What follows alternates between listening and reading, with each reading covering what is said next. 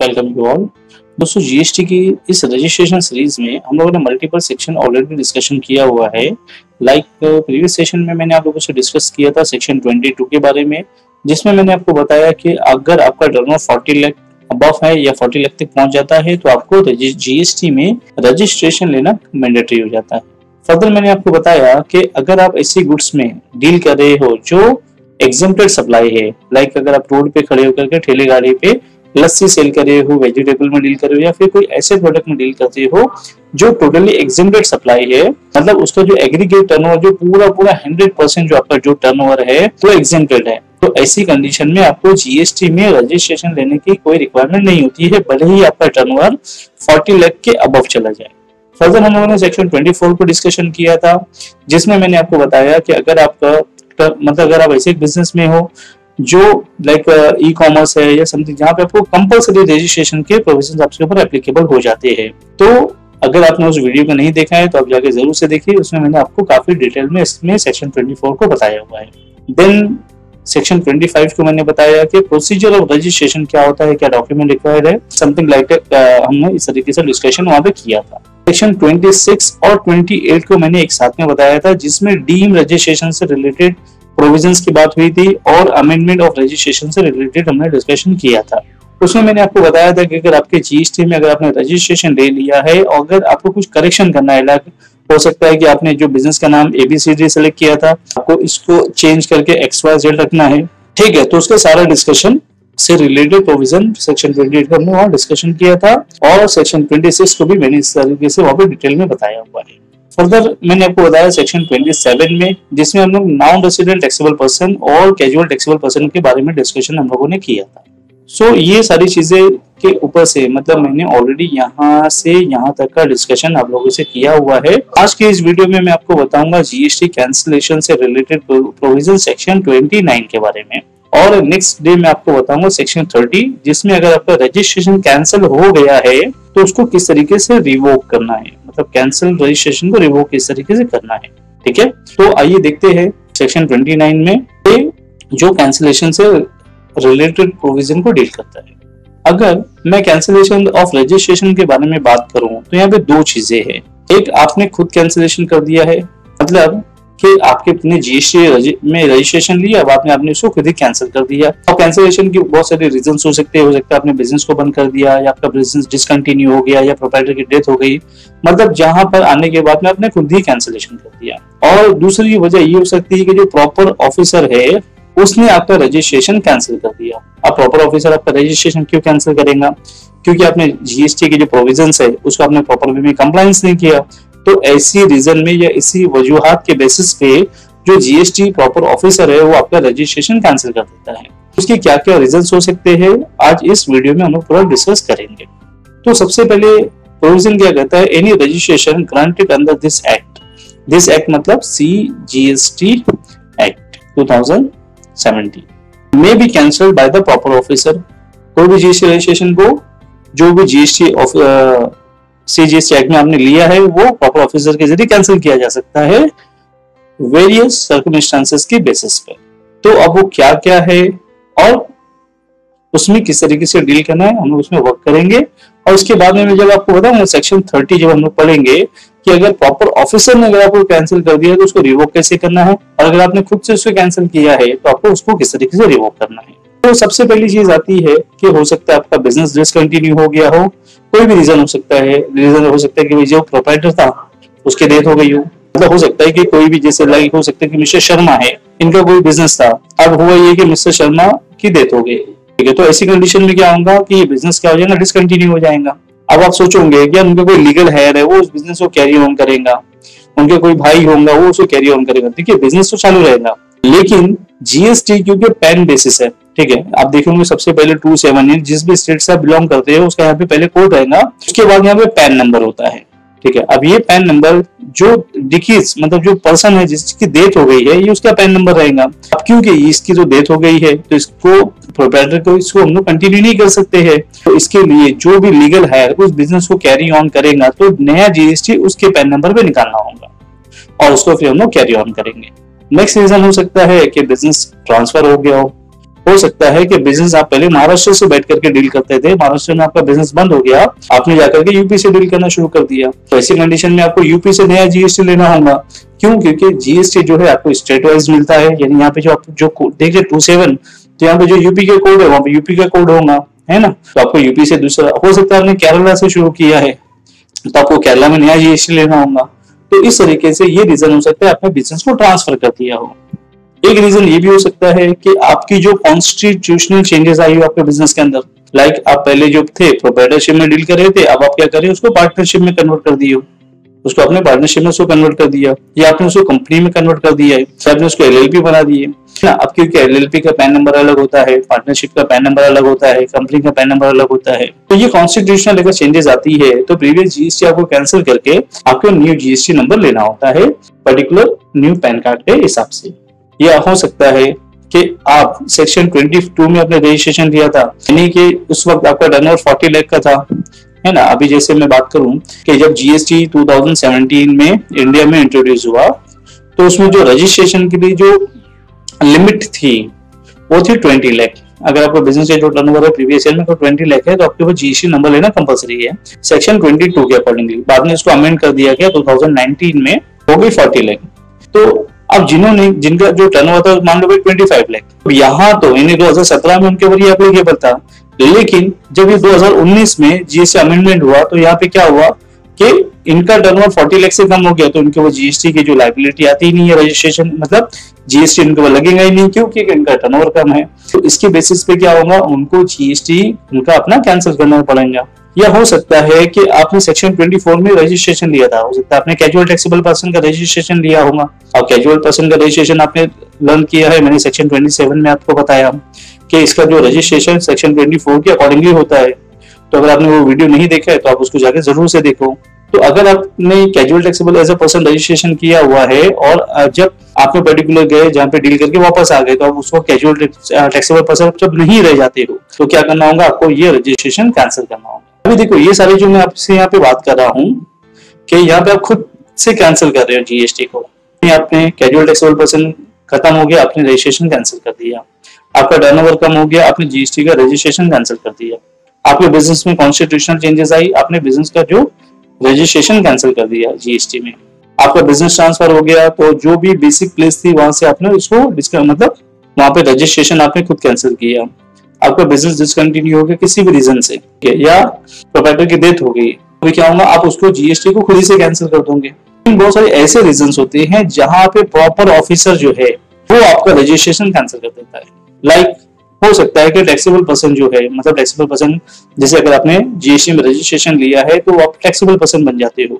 आप अगर जब आप जीएसटी में रजिस्ट्रेशन लेते हो तो जीएसटी के सारे प्रोविजंस आपके ऊपर एप्लीकेबल हो जाते हैं, मतलब आपके बिजनेस की प्रोफाइल के अकॉर्डिंगली जो जो प्रोविजन आपके ऊपर लगना चाहिए वो आपके ऊपर एप्लीकेबल हो जाते हैं। सारे प्रोविजन बोलना गलत होगा क्योंकि अगर मैं बोलूँ सारे प्रोविजंस, तो जैसे अभी जीएसटी में ऑडिट का प्रोविजन है, अगर 2 करोड़ का टर्नओवर है तो आपको ऑडिट करना है, लेकिन अगर आपको इससे कम है टर्नओवर तो आपको ऑडिट नहीं करना है ना।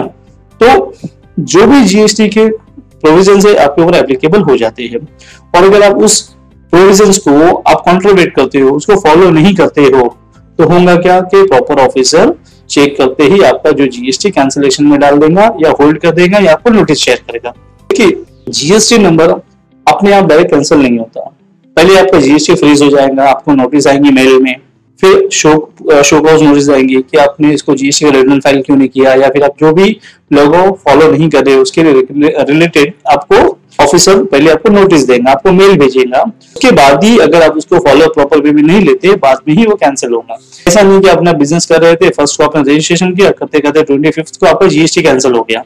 पूछे क्यों? क्योंकि बोले लॉ को आपने कॉन्ट्रीब्यूट नहीं किया। वो कॉन्ट्रीब्यूट नहीं किया तो आपको ऑफिसर बताएगा कि लॉ को प्रॉपर वे में फॉलो करो, प्रोविजंस क्या है, आपको पेनल्टी लगाएंगे, उसको पे करो और आगे बढ़ा दो। डायरेक्ट जीएसटी कैंसिल नहीं होता है। फर्दर हो सकता है कि आपने जीएसटी में रजिस्ट्रेशन जो लिया है कंपोजिशन स्कीम में लिया है और टाइम टू टाइम अगर आपने उसका रिटर्न फाइल नहीं किया तो भी क्या होगा, प्रॉपर ऑफिसर आपका जीएसटी कैंसिलेशन में ले जाएगा। ऐसा नहीं कि आपने 3 रिटर्न फाइल नहीं किया तो अपना जीएसटी अपने आप कैंसिल हो जाएगा, ऐसा प्रैक्टिकली नहीं होता है। प्रॉपर ऑफिसर आपको प्रॉपर वे में मेल भेजेगा, शो कॉज नोटिस भेजेगा, आपको रिटर्न फाइल करने के लिए बोलेगा और उसके बाद में वो जीएसटी को फ्रीज कर देगा। देखो फ्रीज कर देगा, कैंसिल डायरेक्ट नहीं करेगा। कैंसिल डायरेक्ट इसलिए नहीं करेगा क्योंकि जीएसटी में कुछ ऐसे भी प्रोविजंस है तो मैं आपको आगे जाके डिस्कस करूंगा। अब इसी वीडियो में आपको वहां पे ऑटोमेटिक सारी चीजें समझ में आ जाएंगी कि प्रॉपर ऑफिसर डायरेक्ट जीएसटी आपका क्यों कैंसिल नहीं करेगा। नेक्स्ट हो सकता है आपने जीएसटी का जो रजिस्ट्रेशन लिया है वो रेगुलर स्कीम में लिया हो, कंपोजिशन में आपने रजिस्ट्रेशन नहीं लिया और आपने टाइम टू टाइम उसका रिटर्न फाइल नहीं कर रहे हो। ठीक है, रेगुलरली अगर आपने 6 मंथ का, अभी तो 3 मंथ की हो गई है, ठीक है, आपने उसको अगर फाइल नहीं किया तो क्या होता है आपका जीएसटी फ्रीज हो जाता है, यानी आप रिटर्न फाइल कर ही नहीं पाओगे। ठीक है, जस्ट लॉग इन करके चेक कर सकते हो लेकिन आगे आप कुछ नहीं कर पाओगे। फिर आपको उसको रिवोकेशन फाइल करना पड़ेगा, वो मैं आपको सेक्शन 30 में मैं आपको डिस्कस करूंगा कि रिवोकेशन किस तरीके से फाइल करते हैं और क्या होता है। ये एक सेक्शन 30 जो है ना, इसमें बहुत सारी चीजें प्रैक्टिकल आ जाती है, तो मैं दोनों चीजें आपको जैसा भी रहेगा बताऊंगा। बस इतना आप समझ के चलो कि आपने अगर प्रॉपर वे में 3 महीने तक के 3 मंथ का आपने रिटर्न फाइल नहीं किया तो जीएसटी आपका फ्रीज हो जाएगा, आपको शो कॉज नोटिस आएंगी। ठीक है, और उसके बाद उसको अप्लाई, आपको उसको रिवर्ट करना है, जो पेनल्टी है पे करना है, पे करने के बाद में उसको आपका जो जीएसटी है वो रिवोक हो जाएगा और उसके बाद में ही आप आगे प्रोसेस कर पाओगे। जीएसटी आपका कैंसिलेशन के लिए चला जाएगा लेकिन कैंसल्ड होगा नहीं। क्यों नहीं होगा मैं आपको आगे जाकर उसको बताता हूँ। नेक्स्ट आता है, हो सकता है आपने जीएसटी नंबर लिया था वॉलंटरी बेसिस पे, यानी आपने सेक्शन 24 में बिजनेस स्टार्ट करे थे लेकिन आपका ये बिजनेस स्टार्ट हुआ ही नहीं, तो क्या होगा, आपने वॉलंटरी तो ले लिया था लेकिन आपने बिजनेस नहीं लिया किया, कमिटमेंट हुआ ही नहीं आपका बिजनेस, तो क्या करोगे आप उसको कैंसिल कर सकते हो। इसके बाद में आपने जीएसटी लिया है लेकिन किसी फ्रॉड पर्पस के लिए, या हो सकता है आपने क्या सोचा था कि मैं लोगों से, मतलब मैं बिजनेस ए और एक सामने एक बिजनेस बी है और सामने कोई बिजनेस सी आ जाता है, तो आपने ये सोचा था कि मैं क्या करूंगा, सी बिजनेस से इनपुट दिखाऊंगा और क्रेडिट, और यहाँ से इसको दे दूंगा क्रेडिट, यानी आपने कुछ फ्रॉड पर्पस के लिए लिया था ये जीएसटी नंबर। और जब ये प्रॉपर ऑफिसर को पता चलता है कि आपने जो जीएसटी नंबर लिया है इसका पर्पस सिर्फ और सिर्फ फ्रॉड है, मिस स्टेटमेंट है, या जो आप जीएसटी में अगर आपको नोटिस आ रही शोकॉज हो, आप जो भी फैक्ट को छुपा रहे हो, तो ऐसी कंडीशन में भी आपका जीएसटी कैंसिलेशन के लिए चला जाता है। तो ये तो थे वो सारी डिस्कशन जिसमें या तो ऑफिसर आपका जीएसटी कैंसिल कर देंगे या आप खुद जीएसटी को कैंसिलेशन के लिए एप्लीकेशन कर सकते हो।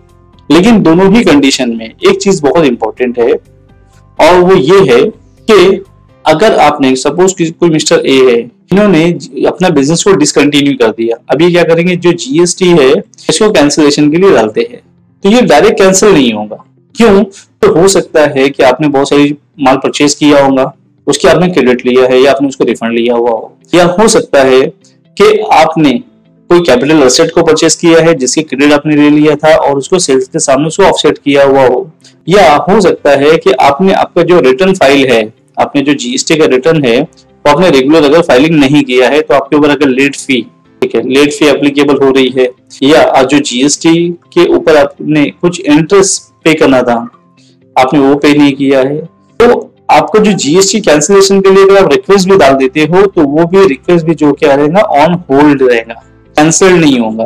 कैंसिल इसलिए नहीं होगा कि अगर आपके ऊपर कोई लाइबिलिटी आ रही है, लाइबिलिटी हो सकता है कि आपकी लेट फी की होंगी, हो सकता है कि आपका इंटरेस्ट पेमेंट बाकी होगा, हो सकता है जीएसटी पे करना बाकी होगा, हो सकता है आपने रिटर्न फाइल रेगुलर नहीं किया उससे रिलेटेड कोई पेनल्टी होगी या उससे कोई लाइबिलिटी होगी। अगर कोई भी लाइबिलिटी अगर आपके ऊपर है तो आपका जीएसटी कैंसिल नहीं होगा, तो ऑन होल्ड रहेगा। तो वो लाइबिलिटी जब तक आप उसको पे नहीं करते गवर्नमेंट को तब तक कि वो जीएसटी कैंसिल नहीं होगा। बहुत से लोगों का सोचना ये है कि यार मैं अपना रिटर्न फाइल अगर नहीं करूंगा तो कैंसिल हो जाएगा, तो ये लोगों की मिसअंडरस्टैंडिंग है।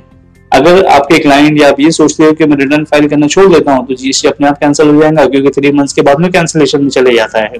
सो दोस्तों, जीएसटी कैंसिलेशन में चले जाएगा, फ्रीज हो जाएगा, होल्ड पे रहेगा, लेकिन वो कैंसिल नहीं होगा जब तक आप उसके ऊपर से उसकी लायबिलिटी को क्लियर नहीं कर देते। और ये लायबिलिटी एक ऐसी लायबिलिटी है जो आपको क्लियर करके देना ही है, नहीं तो इन फ्यूचर साल 2 साल 10 साल के बाद भी अगर आप कभी नया जीएसटी नंबर लेने के लिए अप्लाई करते हो तो वो जीएसटी जो आपने ऑलरेडी लिया हुआ था वो आपको के टाइम पे रिफ्लेक्ट करेगा, और प्रॉपर ऑफिसर आपको न्यू जीएसटी नंबर उस वक्त तक नहीं देंगे जब तक कि आप प्रीवियस लायबिलिटी नहीं क्लियर कर देते हो। और ऐसा नहीं है कि लायबिलिटी सपोज मान लेते कि भाई आपको 50,000 की आ रही है, ये लायबिलिटी बढ़ते जाएंगे, इसके ऊपर इंटरेस्ट बढ़ता जाएगा।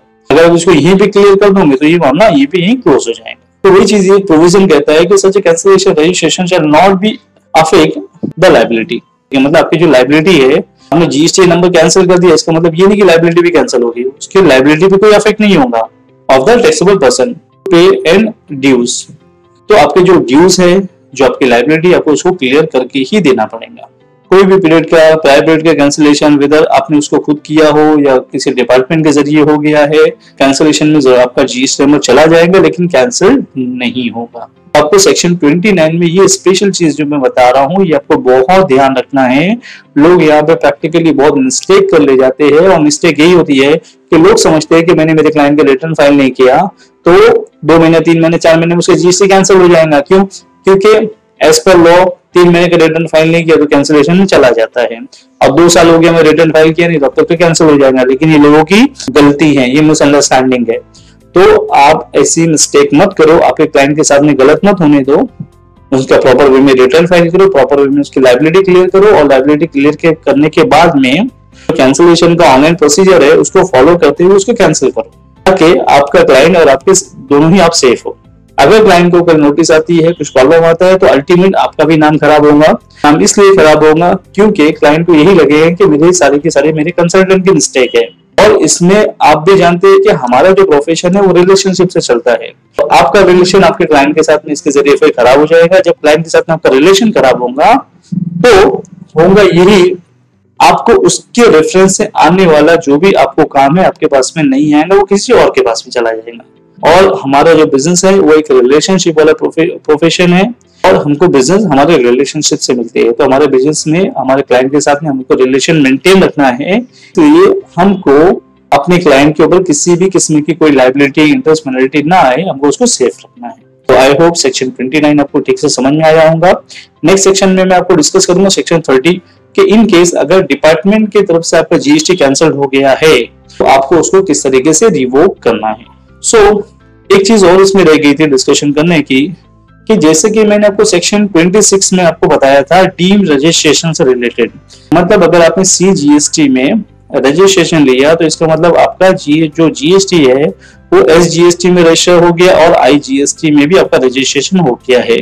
ठीक इसी तरीके से सेक्शन 29 क्या बोलता है कि अगर आपका जो कैंसिलेशन है जीएसटी का, CGST में कैंसिलेशन हुआ, इट मींस S और I में भी कैंसिलेशन हो गया है। तो अगर आपको ये गुमान है कि मेरा जीएसटी CGST कैंसिल हुआ है या SGST कैंसिल हुआ है तो I तो मेरा एक्टिव है, इस तरीके से दोस्त नहीं होता है।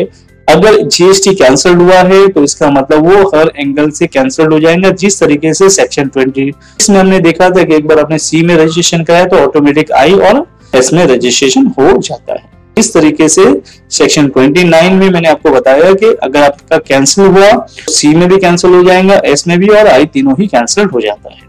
तो आई होप आपको ठीक से ये समझ में आया होगा। इनकेस अगर आपको कोई चीज ऐसी है जो जीएसटी में नहीं समझ में आई है तो you can ask me in the comment box. अगर आपको ये वीडियो अच्छा लगा, आपके समझ में आया, आपके लिए हेल्पफुल था, तो आपके जो भी कमेंट्स हैं एटलीस्ट मुझे देखना जरूर दे इन द कमेंट बॉक्स। दोस्तों, if you want to become a tax consultant, अगर आप टैक्स कंसल्टेंट बनना चाहते हो, टैक्स एडवोकेट बनना चाहते हो, आप अपने करियर प्लानिंग टैक्सेशन में देख रहे हो, तो you can write me in the comment box. मैं आपको पूरा सपोर्ट करूंगा कि उसके लिए क्या नॉलेज रिक्वायर्ड होती है, वो नॉलेज आपको कैसे लेना है, कितनी चीजें आपको प्रैक्टिकल आना चाहिए, क्या थ्योरी इंपॉर्टेंट है, वो सारी चीज की मैं आपको गाइडेंस पूरी करके आपको एक अच्छा टैक्स कंसल्टेंट मैं बना सकता हूँ। एंड फाइनली, अगर आपको मुझसे फोन पे डायरेक्ट डिस्कशन करना है, यू कैन कॉल मी और you can WhatsApp me on the particular number. इस तरीके के अमेजिंग वीडियोस के लिए बने रहिए हमारे साथ में, हमारे यूट्यूब चैनल पे फ्यूचर कैपिटल के साथ।